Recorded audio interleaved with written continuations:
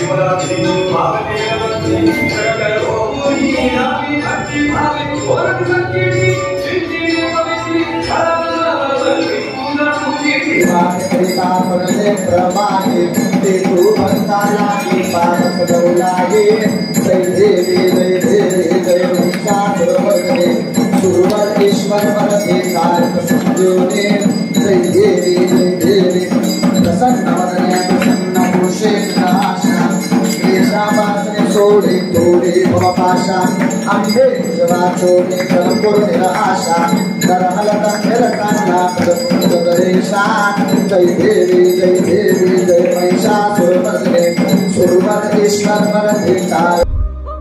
राज्यातील महत्त्वाच्या आणि आपल्या भागातील ताज्या बातम्या पाहण्यासाठी आजच आमच्या विश्व 24 न्यूज चॅनलला यूट्यूबवर सबस्क्राईब करा आणि बेल आयकॉन प्रेस करा.